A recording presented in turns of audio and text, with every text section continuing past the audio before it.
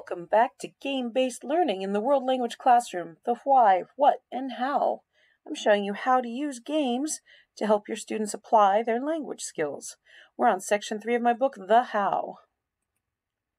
I'm Madame Sensei. I teach Spanish, French, and Japanese to high schoolers out here in the beautiful Pacific Northwest, and I love to make games, so if you've got ideas for games or want to help me troubleshoot games, reach me at studio-nemo.com, the RockSim site, the Minecraft Education Ambassadors, or the Minecraft Teachers Lounge, or the Duolingo Educators Network.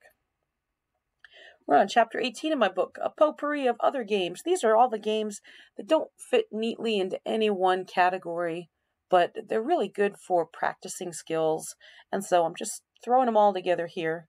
In our previous episodes, we talked about paper games, we talked about I'm a Pirate and You Are One Too, and we talked about a Harvard Project Zero thinking routine, which will help them make connections.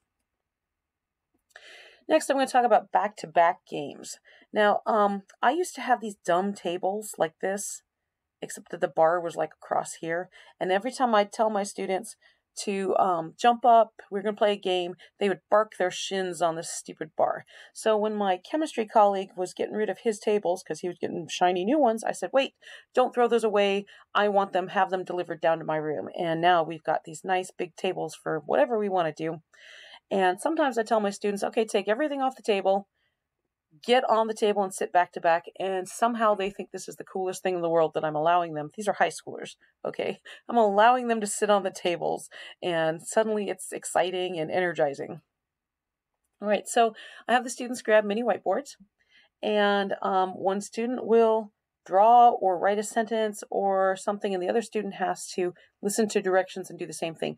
This works really great with phone numbers early in the year when you're teaching numbers. And I have the students write down their own phone number because it's amazing that because of the cognitive demand, and one of these days I'm going to do a video on the Piagetian cognitive demand of learning to count in another language, but having it in front of them means that they don't forget where they are in the number as they're trying to remember how to say the number. All right. So one student has written down the number and he's telling them, okay, 8, 6, 7, and the other student is writing it down. All right. And then of course in French, you're going to give them 2 digits at a time. So that's really good. For Japanese, you got to remember the no in the middle, which is also really good. But there's lots that you can have them do whole sentences. You can have them spell words to each other. That one works really great. They love doing that, taking a dictionary and randomly opening it up and finding a word and then writing that word on their thing. Or one student has the dictionary and then is just dictating how to spell to the other student. They love that. Colors. I have that giant bucket of math manipulatives that I stole. And my students like to build things out of them. So you have the students sit back to back, and one builds something and then describes how he's building it to the other student, and the other student has to take the same colors and the same order and everything and create it.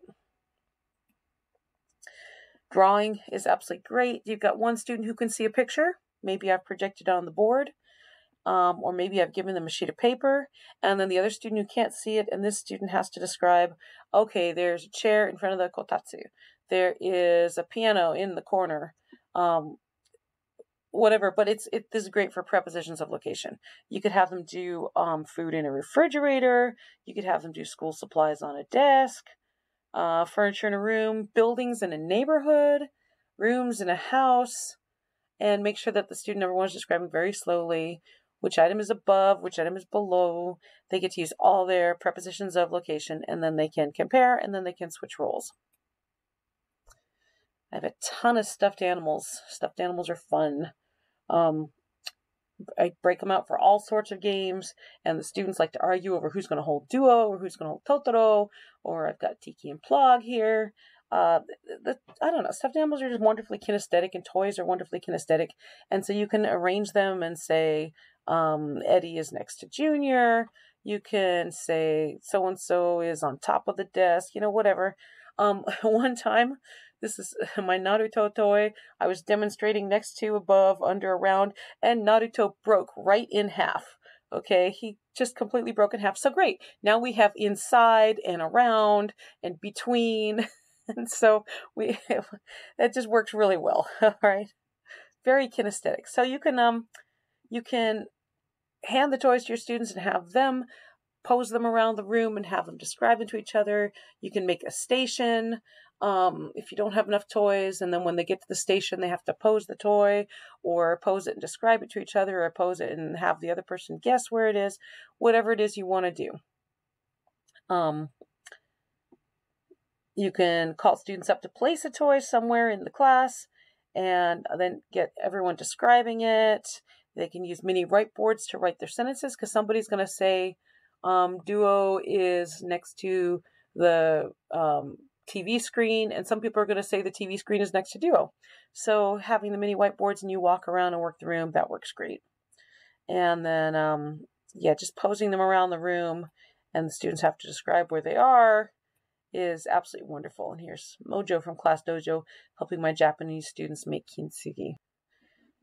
Puppet shows. Puppet shows are great for lowering the affective filter. Sometimes you want the students to do a skit, but they're too shy to do it, or they need to record themselves, and they don't want their faces on camera or whatever. Or, I'm reading a TPR story, we're making up a TPRS story to the class, or I'm reading a story using the direct method or the natural method, it's kind of the same thing. And I need to illustrate something. I can grab a stuffed animal and use them as a puppet. Here was a group that didn't want their faces on camera, and they just used the animals as their puppets, and you could see there's fire. They made fire, so that was fun. All right, I think I'm done with my potpourri. All the other games are going to fit into neat categories, and so our next episode we're going to talk about drawing games. Hope to see you there.